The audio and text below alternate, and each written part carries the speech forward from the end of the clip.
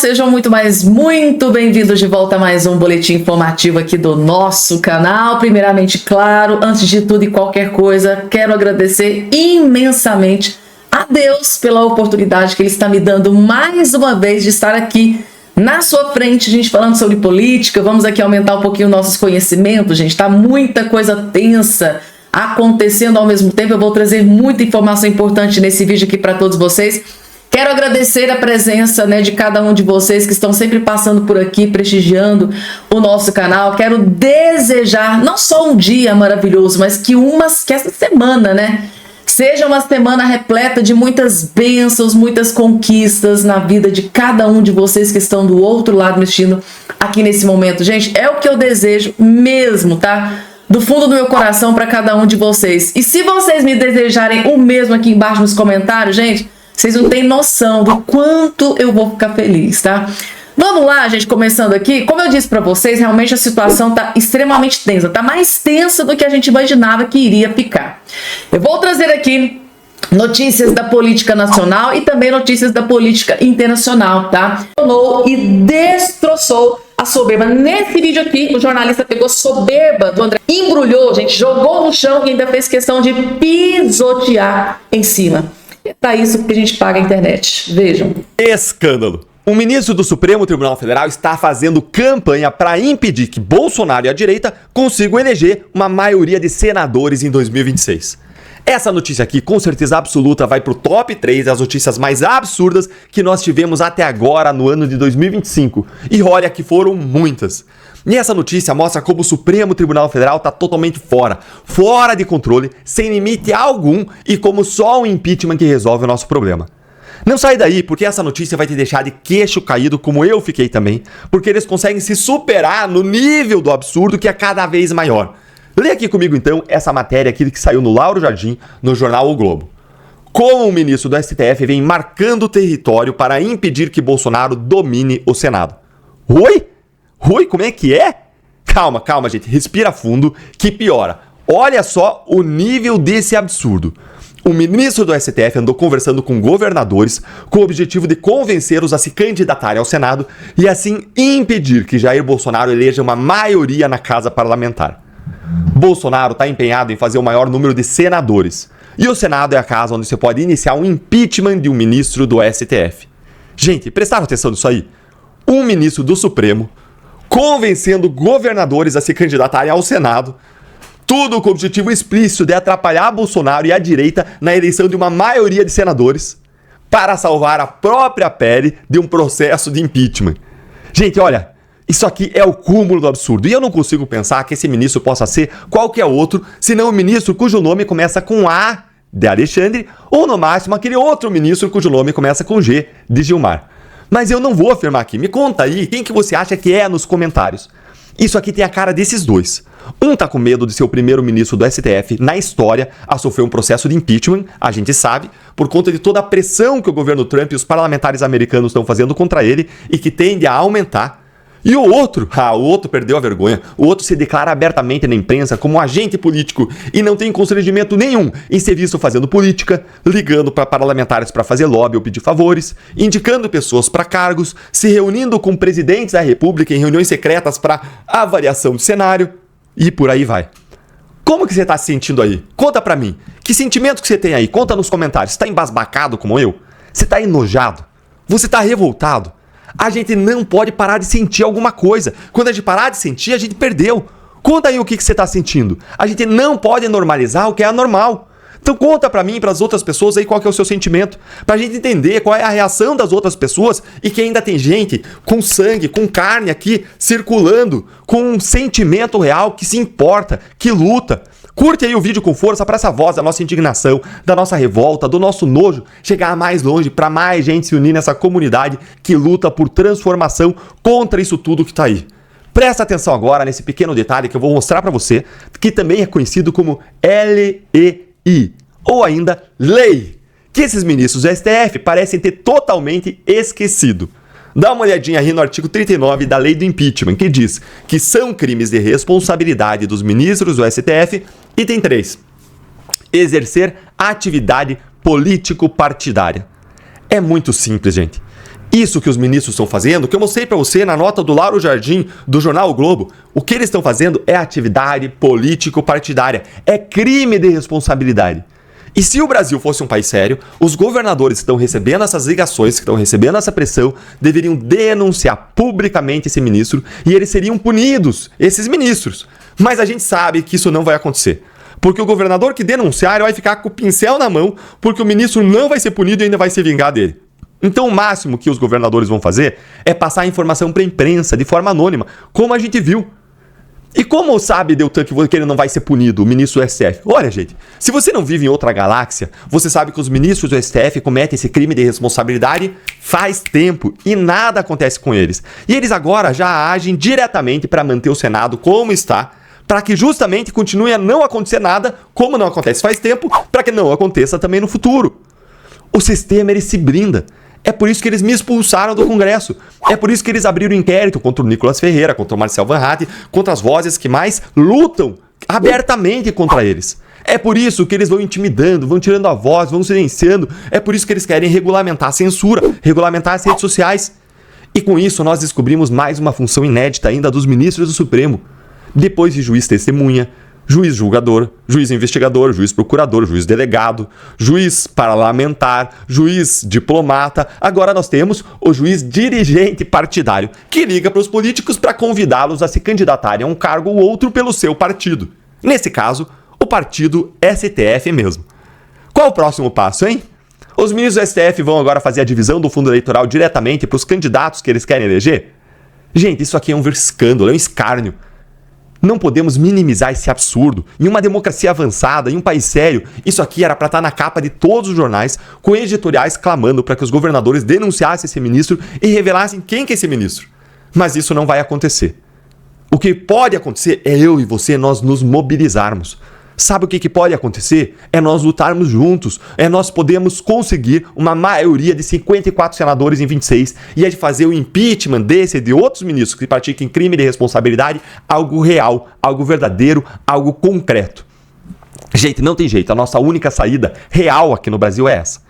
E é por isso que eu estou trabalhando muito no Partido Novo, pelo crescimento da direita, porque o Novo é o partido que mais representou contra os abusos do ministro Alexandre de Moraes, é o partido que propôs a CPI do abuso de autoridade por meio do Marcel Van Hatten, é o partido que articulou o último pedido agora de impeachment do ministro Alexandre de Moraes por meio das mãos do senador Eduardo Girão, é o partido que mais vai para cima dos abusos do Supremo com proposições, notícias crimes, inclusive várias que nós fizemos contra os abusos do próprio Alexandre de Moraes, com representações da justiça, enfim, com tudo que a gente pode fazer. Nós damos o sangue pelas pessoas, pelas nossas liberdades. Nós lutamos e fazemos o nosso melhor. E se você quer fazer parte desse time, se você quer lutar dentro de uma organização, eu convido você para você se filiar ao Novo e para você engrossar os números do nosso exército de guerreiros contra a injustiça, contra os abusos dos donos do poder. Eu vou deixar o link para você se filiar na descrição e também nos comentários. Se essa notícia que você viu, que eu mostrei para você, te indignou, te revoltou, te causou nojo, seja qual for o sentimento que gerou, vem fazer algo a respeito. Espero você lá. Completar, gente, veja só isso aqui, que acabou de ser divulgado. Assim, pelo menos a gente tem pessoas na justiça que têm lucidez. Isso aqui é muito importante, porque essas informações acabam chegando, né, em ministros e algumas autoridades. Olha aqui, para vocês verem a credibilidade deste relatório do PGR, de tudo isso que está sendo montado, arquitetado contra o Bolsonaro, para vocês verem a credibilidade de tudo isso, que precisou uma presidente da OAB do Rio de Janeiro dizer que há incongruência do STF no julgamento de Bolsonaro. Aquilo, gente, que está assim, simplesmente estampado, né, na cara de em várias manchetes, né, em vários juristas. Tem que ser falado, gente, tá? Eu achei muito importante e corajosa, tá? Vou ser sincera. No momento em que o judiciário se encontra nesse momento, em se tratando de STF, ela foi muito, muito corajosa. Tá aqui, ó. A presidente da OAB do Rio de Janeiro, Ana Tereza Basílio, criticou, né, o que chamou de incongruência do STF no julgamento do ex-presidente Bolsonaro por uma suposta tentativa de golpe de Estado. A advogada se pronunciou em sua conta no Facebook, onde defendeu que o devido processo legal deveria ser respeitado, independente da corrente ideológica dos réus. Na publicação, Basílio argumentou que não há fundamento para que o caso seja julgado separadamente pela primeira turma do STF, visto que os réus respondem em uma ação sobre o mesmo tema no plenário da corte. É o que os principais juristas do país estão dizendo. A presidente da OAB declarou que os ministros deveriam corrigir essa incongruência, né? Esse erro no processo envolvendo o ex-presidente Bolsonaro. O posicionamento veio em resposta a uma matéria que tratava do pedido de Bolsonaro para que o julgamento ocorresse no plenário do STF. O ex-presidente também se manifestou sobre a falta de acesso aos autos do processo. O senador Flávio Bolsonaro compartilhou o posicionamento da advogada em seu perfil na rede social X e a elogiou pela sensatez, e eu vou mais longe, tá? Coragem. Ela foi sensata e corajosa em se tratando dos ministros, né, do STF. Foi muito corajosa, né? Seus argumentos. O Flávio Bolsonaro disse o seguinte, ó, senador: fico feliz por ter se posicionado publicamente sobre as atrocidades jurídicas em execução contra Bolsonaro. Espero que outros presidentes de OAB dos estados sigam seu exemplo antes que seja tarde demais para resgatar a nossa democracia. A gente tá aqui, a postagem que ela fez simplesmente detonando, né, gente, isso que vem acontecendo no judiciário brasileiro. Não se justifica julgar na primeira turma os acusados de crimes contra a democracia. Isso que eu acabei de mencionar, que ela postou aqui nas redes sociais, gente, tá? É muito preocupante, tá? O rumo em que tudo isso tá indo, gente, tá? Abre-se precedentes para coisas muito ruins no futuro que pode atingir, né, gente, nossos filhos, nossos netos. Então, precisa ser freado, paralisado enquanto é tempo, né? Eu acho que essa é uma das grandes preocupações do Flávio Bolsonaro, Eduardo Bolsonaro, dentre outros, né, aliados do Bolsonaro. Está sendo divulgada amplamente, que tem deixado esse desgoverno Lula, principalmente o Lula, extremamente furioso. Essa notícia, inclusive alguns aliados do Lula estão dizendo que os generais aqui estão traindo o Lula, tá? Traíram Luiz Inácio Lula da Silva. 4 generais do alto comando durante agora esse terceiro mandato de Lula saem em defesa do general da reserva Estevão Teófilo, denunciado pelo suposto golpe. Freire Gomes, Júlio César Arruda, Fernando José Santana e Sérgio Negrais enviaram depoimentos escritos ao PGR. Isso aqui, gente, está sendo interpretado como uma traição dos generais durante o governo Lula. Tá aqui, sai em defesa do general da reserva Estevão Teófilo. Isso aqui, gente, deixou muita gente incomodada dentro do governo Lula. Tá aqui a informação que também foi divulgada aqui, mais completa para vocês entenderem, pelo portal de notícias UOL. Generais que foram, né, do alto comando da gestão do Lula defendem acusado do suposto golpe. Deixa eu corrigir aqui a matéria, porque como é do UOL, é de esquerda, vocês sabem como é o viés aqui dessa matéria. Mas o importante é que eles trazem essa informação de que, segundo aqui alguns aliados do Lula, foi uma grande traição. 2 integrantes do alto comando do Exército durante o terceiro mandato do governo Lula fizeram por escrito depoimentos em defesa do general da reserva Estevão Teófilo, denunciado pela PGR por suposta tentativa de golpe para manter o presidente Bolsonaro no poder, o que é uma... Até agora não foi nada comprovado, né? Tá aqui, defesa de Teófilo juntou depoimentos de generais, né, ao apresentar a resposta, né, ao PGR ontem. São 4 generais que ocuparam alguns dos postos da mais alta patente do Exército Brasileiro, tá? Os ex-comandantes Freire Gomes, Júlio César Arruda, além do ex-chefe do Estado-Maior do Exército, Fernando José Santana, e do ex-secretário de Finanças do Exército, Sérgio Negrais. Os 2 últimos integraram o alto comando do Exército até o ano passado. Santana deixou o posto em abril e Negrais entregou o cargo em setembro. Os 2 foram para a reserva. Teófilo também estava no alto comando até novembro de 2023, já no governo Lula, quando foi para a reserva. Generais exaltam qualidades morais e profissionalismo de colega denunciado. Ou seja, eles exaltaram esse colega que está sendo denunciado ali pela PGR. Mais ou menos isso para vocês entenderem, tá? Dos 4 generais, 3 afirmaram nunca terem visto Teófilo defender práticas ou ideias de golpistas. Ou seja, esses generais que trabalharam no alto comando do Lula, estão dizendo aqui, gente, que eles estão derrubando a narrativa. Esses generais, tá, do alto comando do governo Lula, que trabalhou na terceira gestão do Lula, estão simplesmente dizendo que essa denúncia da PGR é uma narrativa, mais ou menos isso. Tipo assim, cara, eu nunca vi eles fazendo nada. Tá aqui, ó. Afirmaram nunca terem visto, né, o Teófilo defender práticas ou ideias. O general Freire Gomes, que depois na PF, na investigação sobre o golpe, foi mais genérico e disse que o perfil histórico não são irretocáveis, né? E comprometidos com os valores, tal. Gente, resumindo para vocês, eu acho que isso aqui deve ter jogado ali uma piscina de água fria, né, no governo Lula. Tipo assim, pô, o general, né, do alto comando, defendendo, né, daquelas injustiças que estão acontecendo com os aliados do Bolsonaro. Para eles, eu acho que eles devem ter recebido muito bem essa informação. Não é todos os dias que a gente vê, que a gente ouve um jornalista dentro da Band News simplesmente detonando e destroçando um grande aliado do Lula, que inclusive é um dos responsáveis pela vitória do Lula em 2022.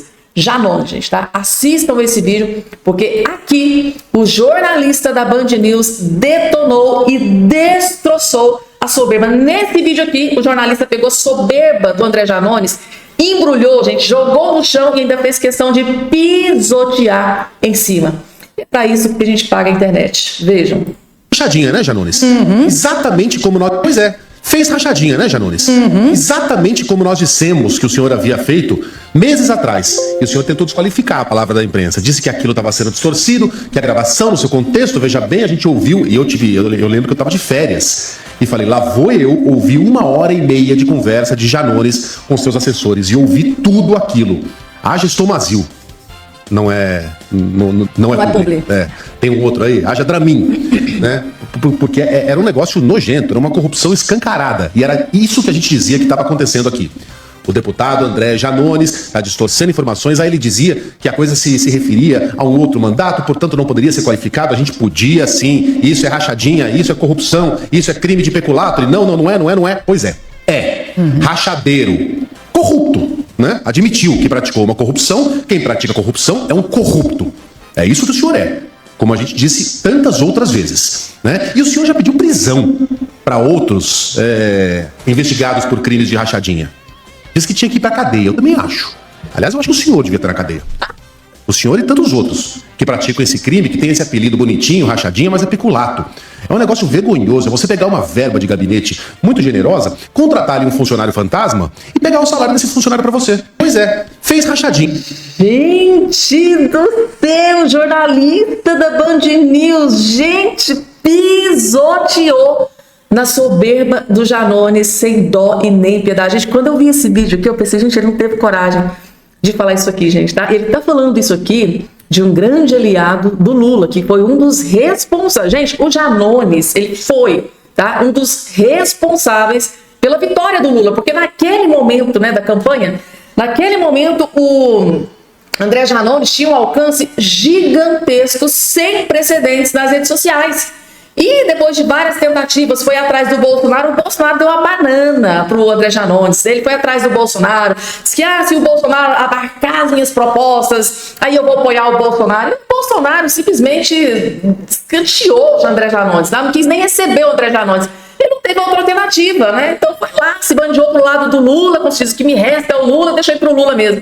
Aí, gente, de lá pra cá, o André Janones só vem definhando, vem se destruindo, mas numa velocidade, numa maneira que, assim, gente, eu tô impressionada com a maneira com que o André Janones vem destruindo a sua vida política, né? Que começou não tem muito tempo, gente. É vizinho aqui de onde eu moro.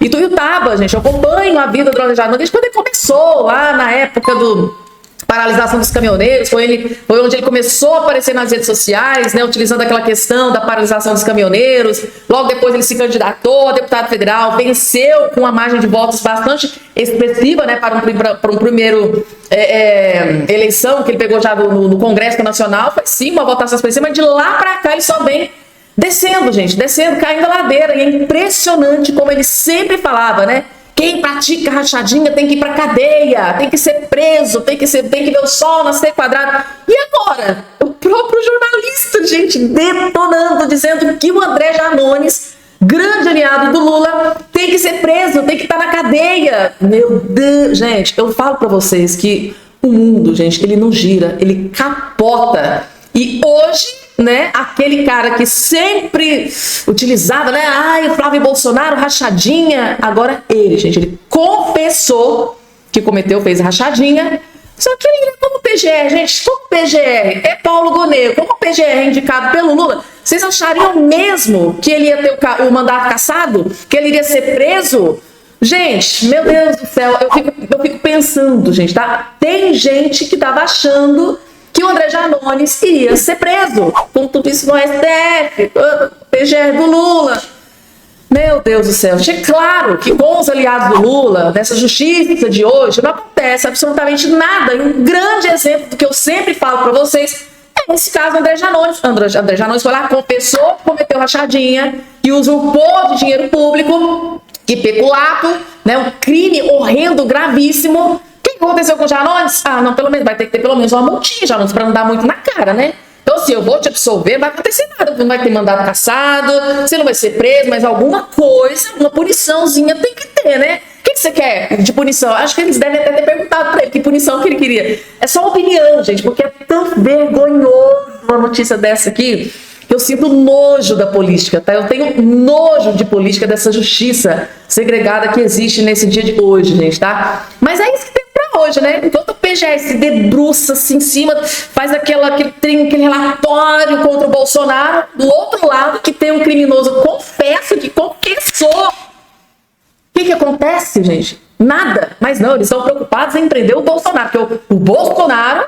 é um criminoso, muito perigoso, não pode estar aí na sociedade, tem que ser preso, tem que ir pra cadeia. Gente, desculpem a minha revolta, mas eu fico furiosa com prender isso. Ao mesmo tempo que você tem um criminoso que confessou o crime, não acontece nada, paga uma multinha irrisória para ele, é um trocado. Do outro lado, a gente tem esse mesmo PGR que está perseguindo junto com o judiciário de forma... Gente, de forma... o Bolsonaro. Tem